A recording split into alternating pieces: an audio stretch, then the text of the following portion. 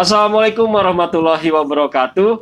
Halo Sobat EB semua, balik lagi nih sama saya Anggara Dias Ramadan di program talk show Teras EB, tempat ngobrol paling seru, paling asik, dan pastinya paling informatif bareng narasumber. Nah, sebelum lanjut nonton nih, untuk Sobat EB semua di rumah, make sure nih kalian follow semua sosial media kita. Bisa follow di Twitter kita di @visitbanten_id. Follow juga nih Instagram kita di visitbanten.id, dan kalian juga nih bisa juga add fanpage kita di Visit Banten. Dan gak lupa yang terakhir dan paling penting nih, untuk subscribe channel YouTube Visit Banten, aktifin notifikasi buttonnya biar kalian gak ketinggalan sama updatean dari kita.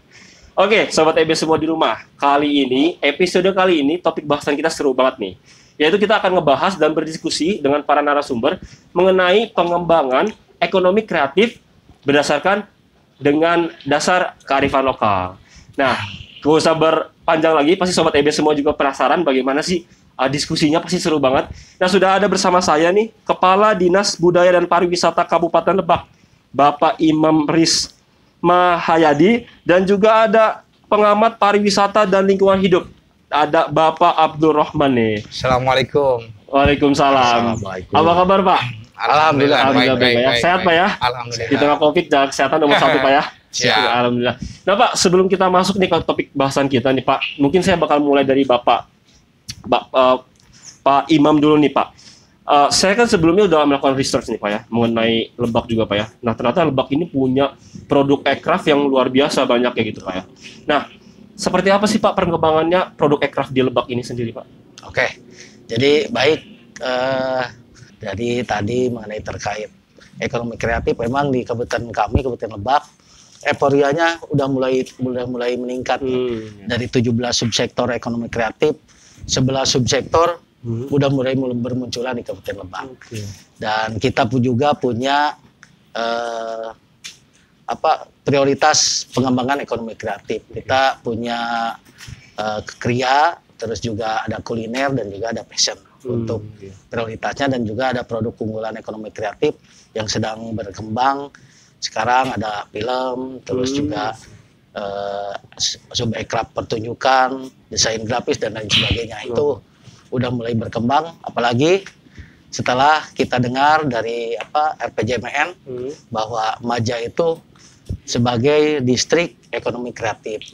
Jadi ada 2 distrik ekonomi kreatif yang ada di Indonesia, Karawang dengan Maja. Salah satunya Maja ada di Kabupaten Lebak, Provinsi Banten. Jadi ini merupakan kesempatan yang bagus bagi para penggiat ekonomi kreatif untuk terus meningkatkan inovasi, kreativitas dalam rangka menyosong era ekonomi kreatif sekarang. Jadi banyak lah, udah ada ratusan, dan kita juga punya branding Lembaga Ekonomi Kreatif di Rekraf. Kurang lebih ada 215 para pelaku aircraft yang udah tergabung dari mulai beberapa subsektor. Yang paling unggulan ya emang baru sebatas di subsektor kerajinan, kria. Aircraft berarti Pak ya? Aircraft ya, yang kalau aircraft kita punya produk unggulan, ada bambu yang kita lagi gagas, terus juga ada ada jenis makanan dan lain sebagainya, ada gula semut, dan juga kerajinan seperti para pelaku yang sedang dikembangkan, ada gitar gore dan lain sebagainya. Dan alhamdulillah dulu sebelum pandemi COVID-19 produk-produk itu udah bisa keluar negeri, bisa ekspor. Dan sekarang emang salah satu kendala karena COVID-19 ini, mereka perlu inovasi, dan kita lagi fasilitasi dengan e-commerce dan lain sebagainya agar produk-produk mereka juga bisa terus berjalan, bertahan hidup. Karena kita tahu bahwa sektor ekonomi sekarang udah berubah, dulu dari mulai pertanian, terus teknologi, terus industri, sekarang ke ekonomi kreatif. Jadi tidak hanya barang sebagai objek, tapi juga ilmu pengetahuan yang betul-betul ditonjolkan. Nantinya kita akan memfasilitasi mungkin perlindungan hak cipta dan lain sebagainya terhadap produk-produk ekonomi kreatif. Itu sementara. Tadi juga sempat Bapak menyinggung Pak ya, tadi ada beberapa pengembangan lainnya di subsektor lainnya gitu. Ya, nah mungkin dari Dinas Budaya dan Pariwisata Kabupaten Lebak Pak, bentuk dukungan seperti apa Pak? Pengembangan seperti apa yang dilakukan untuk subsektor tersebut? Jadi kita mulai 2019 subsektor ekonomi kreatif kita udah beberapa kegiatan sebetulnya yang kita laksanakan. Ada musik malam mingguan untuk subsektor musik itu sebelum pandemi Covid kita setiap minggu melaksanakan event tersebut, dan masuk ke 2020 karena ada pandemi Covid sampai sekarang kita coba memanfaatkan teknologi itu sudah dilaksanakan secara virtual. Terus juga pelatihan desain grafis, terus desain produk kemasan telah kita laksanakan di 2019, 2020 juga secara virtual. Kita bekerjasama dengan universitas yang ada di Jakarta, banyak yang melaksanakan kerjasama dalam rangka mendorong ekonomi kreatif. Dan itu step by stepnya setiap tahun kami laksanakan dengan para stakeholder, dan alhamdulillah perkembangan dari APBD juga kita punya pelatihan pembinaan untuk subsektor ekraf. Kita punya distrik ekonomi kreatif yang rencananya ada dibagi baru 3 wilayah untuk Lebak Selatan, Lebak Tengah, dan Lebak Utara. Nantinya kita membuka ruang-ruang kreatif, walaupun di kami sebetulnya udah ada dua ruang terbuka untuk ekonomi kreatif, yaitu ada Plaza Lebak di Mandala dan juga di Lebak Tipar di sana di Cilograng. Dan alhamdulillah sekarang sudah mulai berkembang karena nilai positif dari pandemi COVID-19 membuat para pelaku itu akhirnya bersatu, berkoordinasi, berkolaborasi untuk mempertahankan hidupnya, untuk saling survive lah, saling survive. Dibanding dulu sebelum ada COVID, emang kadang-kadang yang udah gede, udah jadi startup, dia melakukan secara individu, dia ekspor dan sebagainya. Ada gula semut, terus ada kerajinan bambu itu ke Jepang dan lain sebagainya. Dan sekarang karena dampak COVID-19, akhirnya mereka bersatu, dan kami sangat antusias untuk memfasilitasi mereka, sehingga dibentuklah Lebak Ekonomi Kreatif. Dan di sana di Lebak Ekonomi Kreatif itu terjadi koordinasi antar pelaku ekraf, saling tukar menukar ide kreativitas. Malahan ada yang sirup aren itu meraih juara ketiga di API Award tahun 2019. Terus mereka juga ikut pelatihan di BCA sampai dia masuk dari sekian pelaku ekraf, startup ekraf, dia menembus 100 startup ekraf di penjuriannya di Bali. Dan belum masuk jadi juara, tapi itu menjadi kebanggaan Kabupaten Lebak, Provinsi Banten, bahwa ada pelaku ekraf yang masuk 100 startup di Indonesia. Top 100 dari ribuan gitu ya. Dan sekarang juga banyak yang difasilitasi oleh BI juga ikut beberapa ajang untuk ekonomi kreatif, dan mudah-mudahan di Lebak itu sudah banyak lah yang betul-betul go regional, nasional, dan ini membanggakan Provinsi Banten. Berarti memang ekraf dari Lebak itu sendiri udah sangat maju juga Pak ya? Udah sangat maju kan. Seperti gitar gor itu kan udah banyak artis yang memakai produk gitarnya. Dan sekarang mereka berkembang karena untuk bertahan hidup, mungkin gitarnya juga tidak laku keras seperti sebelum masa COVID, karena event-event yang di event-event tingkat nasional juga kan down dulu lah, tidak bisa dilaksanakan. Akhirnya kreativitas mereka bikin cenderamata berbentuk gitar, dan sekarang di-hire oleh BI. Jadi kegiatan-kegiatan BI segala macam cenderamata-nya berbentuk gitar yang hasil pelaku ekraf yang ada di Lebak. Gitar gor yang ada di gitar gor. Ya. Oke Pak, nanti saya beralih nih ke Pak Abdul nih Pak. Nah, untuk dari Pak Abdul sendiri Pak, peran pemerintah nih Pak dalam pengembangan ekraf itu sendiri bagaimana nih Pak? Iya, terima kasih host ya. Saya hormati juga Pak Imam yang selama ini juga luar biasa fokus dalam mengembangkan potensi ekonomi kreatif. Ya memang kalau saya dalam hal ini memang melihat kondisi dari hulu sampai dengan hilir ya. Dari hulu sampai dengan hilir. bagaimana bahwa sumber ekonomi kreatif juga itu harus dibangun. Benar banget. Karena memang bahan baku untuk dijadikan sebuah karya itu memang ya dari hulu.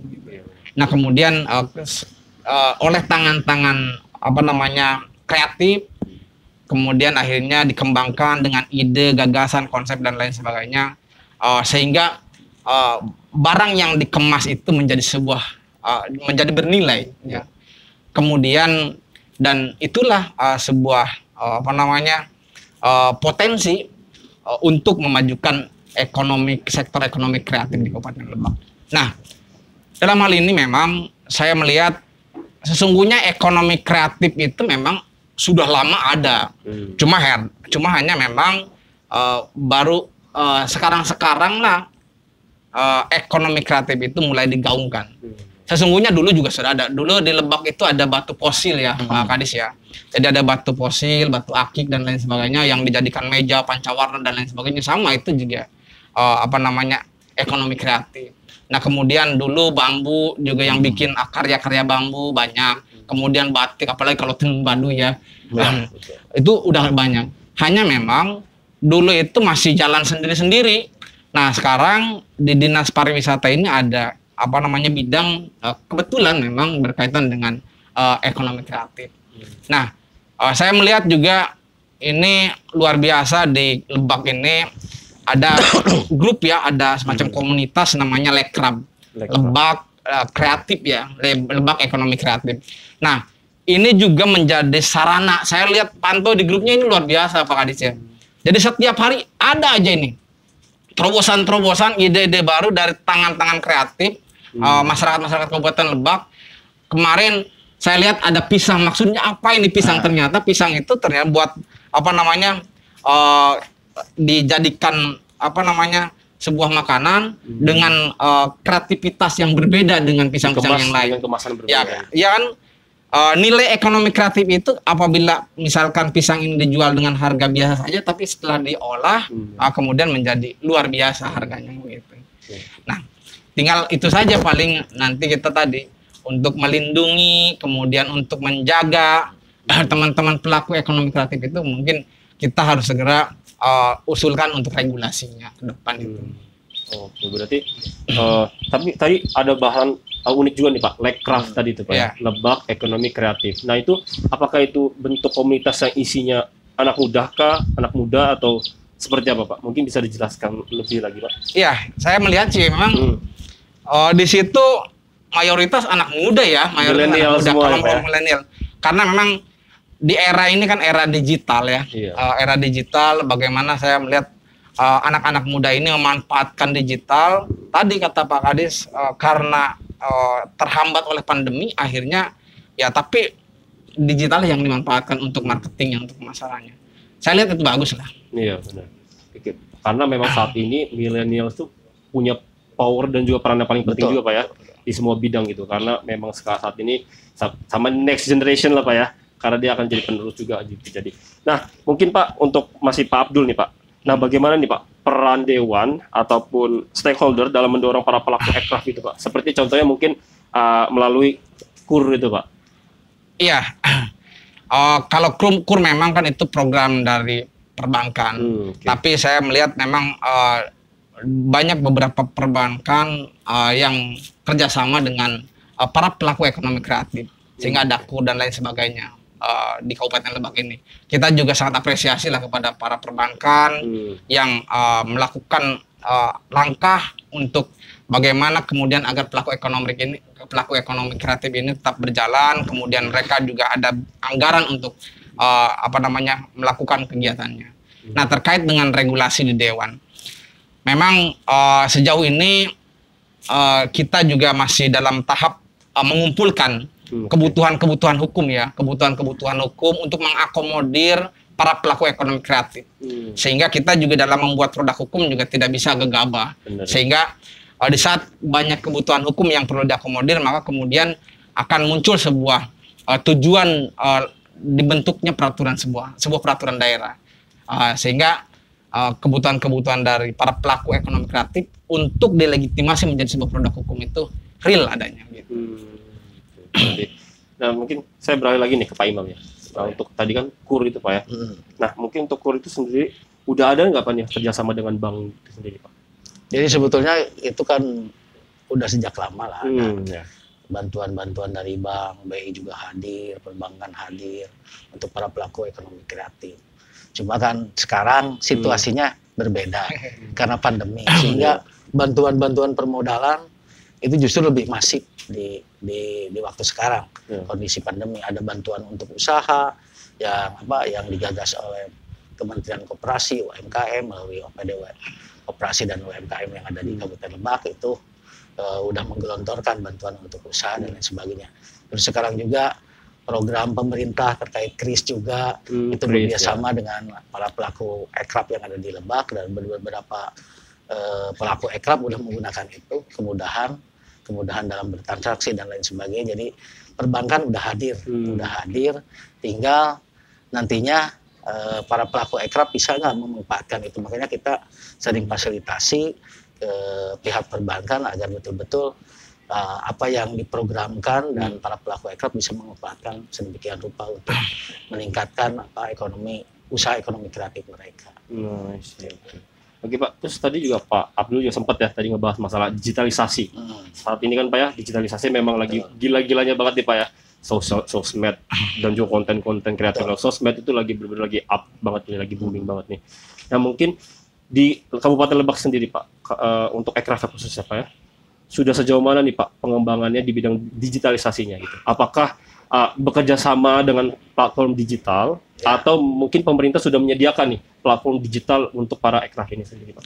Untuk pemerintah sendiri kita menyediakan platform digital di Lebak Unik ya, udah ada. Terus kemarin juga kerjasama dengan Sanda, Sejadinda, terkait promosi dan lain sebagainya untuk para pelaku ekraf. Dan kita juga mereka ekraf udah didorong untuk bekerjasama dengan e-commerce. Jadi ada yang masuk di Bukalapak, di Tokopedia. Walaupun ya itu salah satu ikhtiar kami memfasilitasi dan ikhtiar para pelaku ekraf untuk mengembangkan atau melakukan promosi pemasaran. Dan di sana sudah banyaklah transaksi yang terjadi, khususnya seperti tadi disampaikan Abdul Rahman terkait batik, tenun baduy, dan itu kan handicraftnya betul-betul buatan tangan. Memang kalau kita bandingkan batik kita dengan Pekalongan dan lain sebagainya, memang ada selisih harga, tapi itu tidak jadi soal karena kita sasarannya promosinya kita harus tahu pasarnya sih, pasar kitanya di mana. Kayak tadi para pelaku ekonomi kreatif ini kan generasi milenial, makanya nih sasarannya sekarang trennya lagi apa lah. Itu harus betul-betul dicermati karena di e-commerce itu kan persaingannya sangat ketat juga. Makanya untuk skala lokal kita juga ikut membantu para OPD terus yang ada di Kabupaten Lebak ya, dianjurkan untuk cinta dan beli produk lokal Kabupaten Lebak.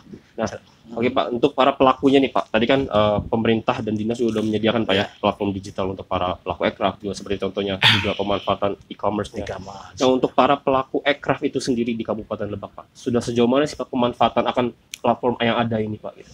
Sebetulnya hampir di pelaku hampir 50% ya udah memanfaatkan, para pelaku ekraf.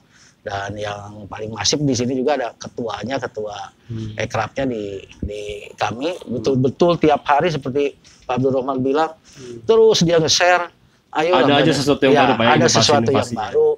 Terus ada juga kayak link Zoom untuk pelatihan segala macam, pembinaan dan sebagainya untuk diikuti, dan juga nantinya ada sharing informasi untuk bantuan. Ya, banyak ada bantuan dari BCA, BRI dan lain sebagainya untuk inkubator dan mereka banyak yang mengikuti. Dan alhamdulillah sekarang juga kayak Arenkula masuk di bantuan untuk permodalan BCA udah masuk 20 besar dan lain sebagainya. Itu banyak yang bisa dimanfaatkan melalui digitalisasi yang tadinya cuma man to man atau ini sekarang tinggal baca di WhatsApp group. Itu Lekrab itu semua informasi udah ada karena banyak pelaku ekraf yang jejaringnya udah nasional bahkan internasional. Akhirnya mereka gabung dan informasi bisa berjalan dengan mulus. Tinggal nanti kami mungkin hadir memfasilitasi untuk mendorong apa sih kendalanya yang mereka hadapi untuk membantu. Kadang-kadang di rekraf itu campur sih, ada kolonial, ada milenial. Ya, kolonial karena pengrajin ibu-ibu, ya mau tidak mau dia harus memperdayakan anaknya. Anaknya yang punya yang sekolah, punya sarjana, nggak usah cari kerja di luar susah, dan itu bisa mengelola usaha rumah tangga.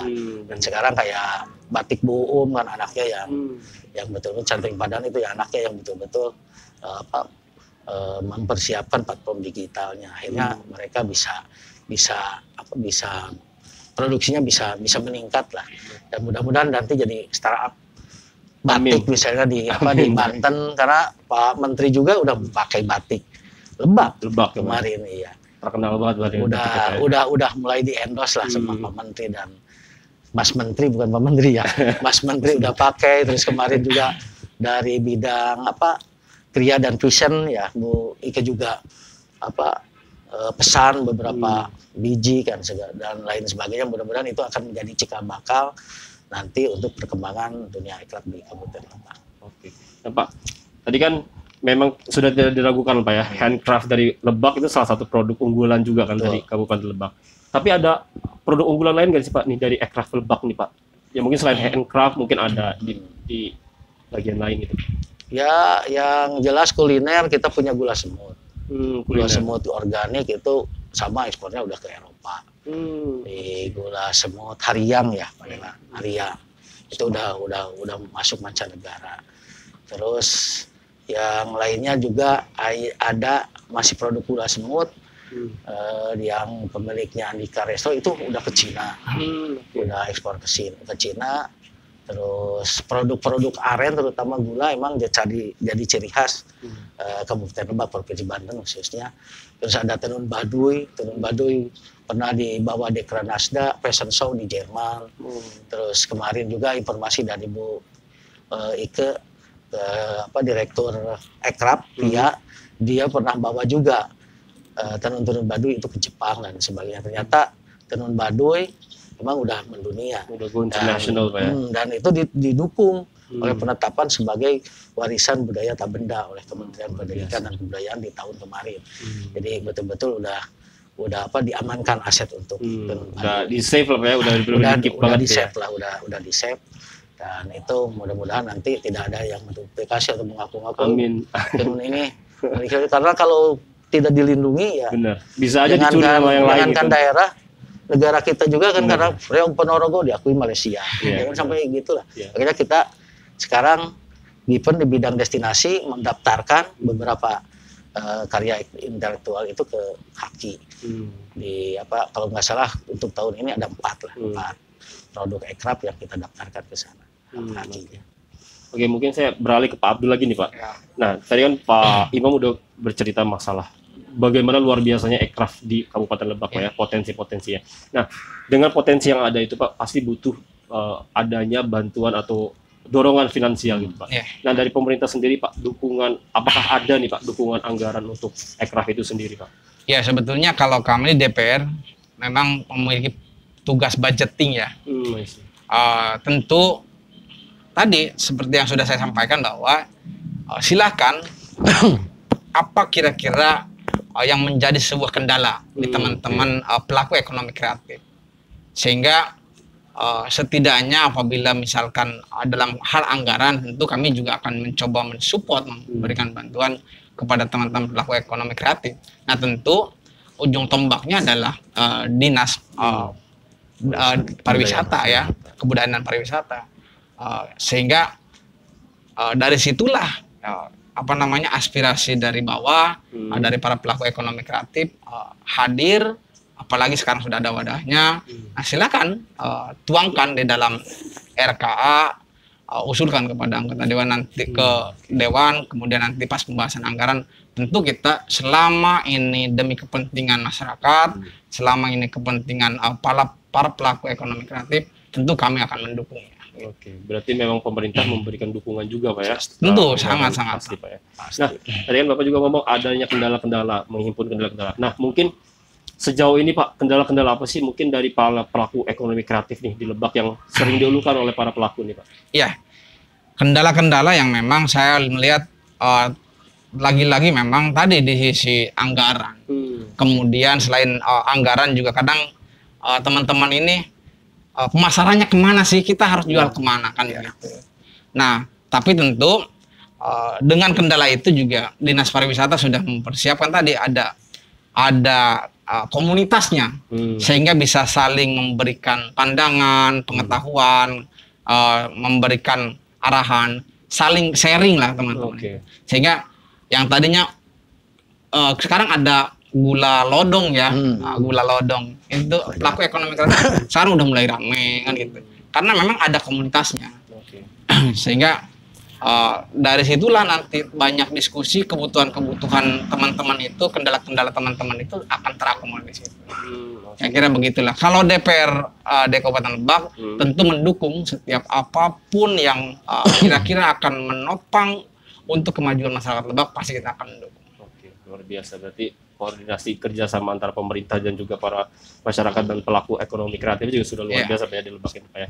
Nah mungkin terakhir nih Pak, untuk Pak Imam kali Pak ya, rencana ke depannya nih Pak buat para pelaku ekonomi kreatif khususnya di Lebak nih Pak, apa nih Pak yang direncana untuk Dinas Budaya dan Pariwisata Kabupaten Lebak sendiri Pak?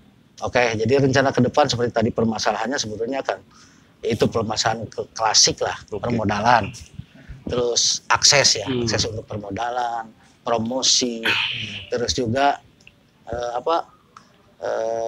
keberpihakan dari para pengusaha. Ini yang ke depan yang menjadi konsen kami terkait permasalahan itu, kita menyambungkan jadi sinergitas pentaheliknya harus jalan. Jadi tidak hanya para pelaku dengan government, dengan pemerintah, tapi juga harus ditunjang oleh akademisi, terus pengusaha dan komunitas masyarakat itu, terutama juga media. Jadi kalau itu udah saling sinergi, insya Allah dunia ekonomi kreatif di Lebak itu bisa berjalan lancar. Dan kami juga nanti berkoneksi juga dengan provinsi ini, dengan provinsi mohon bimbingan, binaan dan lain sebagainya agar produk-produk ekrab yang dihasilkan oleh para pelaku ekrab Lebak itu bisa minimal di gerai provinsi itu terpajang lah, terpajang terdistribusikan dengan baik. Nah itu minta disuplai terkait itu, dan juga minta difasilitasi untuk misalnya ke Kadin, terus ke mana lah untuk pemasaran, karena yang jadi kendala sekarang terkait pemasaran. Makanya mereka cuma pelaku ekrab itu cuma mengandalkan ide kreativitas, belum masif ya Pak, Pak Dewan, belum masif karena pasarannya juga belum tahu kemana nih. Dan itu harus pihak pengusaha yang betul-betul bisa melingkan itu ke Kadin provinsi, Kadin kabupaten, Kadin pusat, agar semua produk ekonomi kreatif betul-betul bisa di-hire oleh semua. Jadi ke depan mungkin konsentrasinya itu terkait akses permodalan, kita nanti coba dengan perbankan lebih ditingkatkan lagi, tidak hanya sebatas man to man, tapi betul-betul payungnya MOU antara pemerintah dengan perbankan, nanti ditindaklanjuti oleh PKS, oleh para pelaku ekrabnya. Jadi jangan sampai selama ini pelaku ekrab dalam tanda petik dijadikan komoditi kan, dia dituntut untuk masuk ke perbankan dengan program krisnya dan lain sebagainya, tapi perbankan belum menyentuh produk ekrab yang dihasilkan. Misalnya tanda petik lah, biasanya kan ada giveaway di perbankan, bagi nasabah baru dia dapat cenderamata payung, jam dinding, itu kan bukan produk ekrab, produk pabrikan. Makanya kami sampaikan tolonglah hargai mereka. Minimal giveaway yang kayak gitu-gitu. Kalau mobil nggak usah diganti mobil motor, karena itu kan udah penarik bagi konsumen di perbankan. Minimal cenderamata ya, jangan sampai kita di sini tapi cendeраmatanya buatan misalnya ekrab Jawa Barat. Harus muatan lokalnya betul-betul betul-betul ditonjolkan. Jangan sampai karena misalnya perbankan yang induknya di Jakarta atau di Jawa Barat, merchandise-nya betul-betul ekraf Jawa Barat, Iya. kayak Kujang segala macam. Tapi kita tadi ada BI udah mulai itu ada ada miniatur gitar segala macam. Jadi nanti mohon bantuan juga di dinas provinsi, dinas pariwisata provinsi agar betul-betul mensinkronkan dengan perbankan. Khusus di Banten, apalagi kita memiliki Bank Banten sekarang kan udah hidup lagi di Bank Banten. Cendera matanya ya harus produk ekraf Provinsi Banten. Itu sih yang menjadi harapan untuk ke depan. Semoga nih Pak ya. Agar semua harapan-harapan yang betul, Bapak ungkapkan agar ini dikenal lah, realisasi. kenali dulu oleh warganya produk ekrafnya. Jangan pingin punya cita-cita produk ekraf harus ke mancanegara, tapi warga lokalnya kita sendiri di dalamnya tidak tahu ini produk ekraf siapa. Itu Gimana kita mau tahu keluar? Betul. Kalau dalam kita aja nggak tahu Pak ya. betul. Oke, semoga nih Pak ya rencana-rencana dan Amin. juga harapan-harapan Bapak Amin. semua terrealisasi dengan baik. Terus juga ekraf-ekraf di Kabupaten Lebak nih Pak makin maju nih Pak ya. Amin. Dan pemerintah juga makin sinergis lebih baik lagi, Siap. lebih mantap lagi lah gitu ya untuk pelaku-pelaku ekraf. Dan mungkin karena terbatas waktu nih Pak, sebenarnya saya juga pengen ngobrol banyak lagi, tapi kan kita dibatasi waktu Pak ya. Mungkin terima kasih banyak nih Pak ya atas Sama-sama, kunjungannya, terima kasih banyak atas waktunya. Nah, buat Sobat EB semua di rumah, thank you so much nih buat nonton. Satu hal mungkin yang bisa Sobat EB semua petik, starts from local, then you go regional and international. Jadi kalian nggak bisa untuk keluar tanpa kalian tahu apa isi rumah kalian sendiri. Gitu. Jadi, Sobat EB semua, thank you so much nih buat nonton sampai akhir dari episode ini. Jangan lupa untuk terus stay tune di channel YouTube Visit Banten, karena pasti bakal ada episode-episode berikutnya yang bahasannya pasti seru-seru banget. Dan juga nih, saya coba mau ngingetin lagi nih, jangan lupa nih untuk make sure lagi kalian semua untuk follow semua sosial media kita nih. Bisa follow kita di Twitter di @visitbanten_id, follow juga Instagram kita di visitbanten.id, fanpage kita nih di Visit Banten. Dan nggak lupa yang terakhir dan paling penting, jangan lupa untuk subscribe channel YouTube Visit Banten, aktifin notifikasi buttonnya biar kalian nggak ketinggalan sama updatean dari kita. Oke, Sobat EB semua, saya Anggara Dias Ramadan, pamit undur diri. See you on the next episode. Bye!